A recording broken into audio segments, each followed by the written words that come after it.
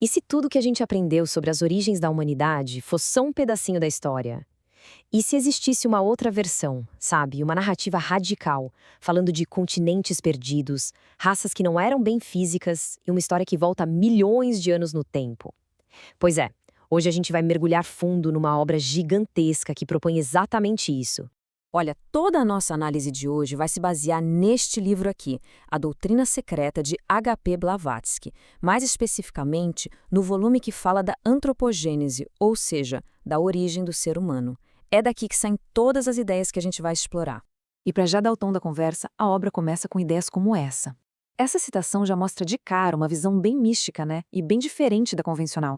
A ideia é que tudo já existe em potencial, só esperando a hora certa para aparecer. Então, aqui está o nosso mapa, para a gente não se perder nessa doutrina tão complexa. A gente vai passar por cada um desses pontos, passo a passo, para construir uma visão clara do que o livro apresenta.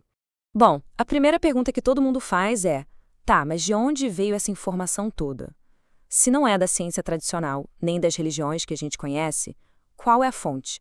Segundo a autora, toda essa cosmologia, toda a história da humanidade descrita no livro é, na verdade, um grande comentário sobre as estrofes de um texto muito antigo e secreto, um texto chamado O Livro de Xian. Então, é apresentado como um conhecimento ancestral que foi preservado e só agora está sendo revelado. Ok, já que a fonte é assim mítica, digamos, vamos agora para os pilares dessa construção. Quais são as regras fundamentais desse universo alternativo que o livro descreve? A obra inteira se apoia em 3 proposições, 3 ideias fundamentais. Entender essas 3 ideias é a chave para sacar todo o resto. Agora, o que é fascinante aqui é como cada uma dessas ideias batia de frente com o pensamento do século XIX. A primeira vai contra a ideia de uma única origem para a humanidade. A segunda inverte toda a lógica materialista, dizendo que o sutil vem antes do denso. E a terceira, nossa, essa é talvez a mais radical de todas. Ela vira a linha do tempo da evolução de cabeça para baixo, colocando a humanidade antes dos outros mamíferos. Certo. Se a humanidade evoluiu dessa maneira tão diferente, onde foi que isso aconteceu? É aí que a doutrina apresenta uma geografia perdida, os palcos desse drama evolutivo que durou eras. A história começa na Terra Sagrada e Imperecível. O livro descreve esse lugar como sendo meio etéreo, sabe? O único que escapa dos cataclismos que destroem os outros continentes. Seria a morada eterna dos grandes sábios da humanidade. O segundo palco é o continente hiperbóreo. Imagina uma terra que se estendia a partir do Polo Norte. Um lugar de beleza quase mítica. O nome não é à toa.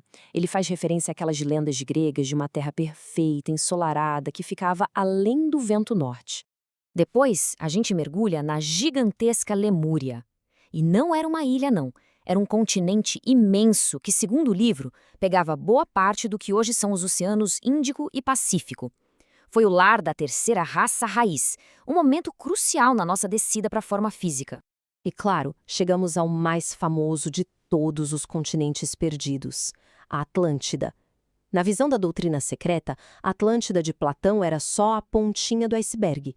O verdadeiro continente era um sistema enorme de ilhas e terras, o palco para o auge e para a queda da quarta grande raça raiz. Bom, já vimos os palcos, né? Agora vamos conhecer os atores dessa história. O conceito central para a evolução humana nesse livro é a sucessão do que ele chama de raças raiz. A ideia aqui é a de uma longa jornada em ciclos. A humanidade não aparece pronta.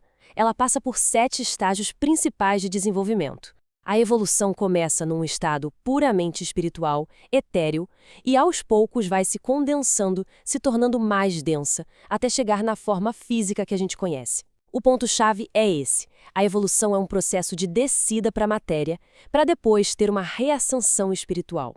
Com todos esses conceitos na mesa, era inevitável que essa doutrina entrasse em conflito direto com a ciência da época. E o maior ponto de discórdia, sem dúvida, era a linha do tempo. Essa linha do tempo aqui já dá uma ideia da escala gigantesca que estamos falando. Ela se estende por eras geológicas, falando de era lemuriana, era Atlante. O texto até diz que o último pedaço importante da Atlântida, que Platão chamou de Poseidones, afundou uns 12 mil anos atrás. Isso já dá uma noção da antiguidade que está sendo proposta. E aqui está o número. O número que provavelmente foi o mais chocante de toda a obra para o pessoal do século XIX. A doutrina secreta afirma que a humanidade física, numa forma que a gente poderia reconhecer, já existe há 18 milhões de anos. E isso aqui ilustra perfeitamente o abismo que existia entre as duas visões. Enquanto a ciência da época estava começando a esticar a linha do tempo humana para dezenas, talvez centenas de milhares de anos, a doutrina secreta chega e joga esse número na casa dos milhões. Era uma afirmação simplesmente extraordinária para a época. Ok, depois de explorar continentes perdidos, raças etéreas e cronologias de milhões de anos, o que tudo isso significa? Qual é a mensagem central dessa grande história cósmica? Então, qual é a grande sacada? A doutrina secreta apresenta uma visão de mundo totalmente unificada. Ela defende que o universo não é aleatório, mas sim um grande organismo com um propósito, guiado por leis cíclicas. A evolução, nesse ponto de vista, não é só uma luta pela sobrevivência física, mas uma jornada épica da consciência. O objetivo final do livro era super ambicioso: criar uma grande síntese, um sistema que pudesse reconciliar a ciência, a religião e a filosofia, tudo sob um mesmo teto esotérico.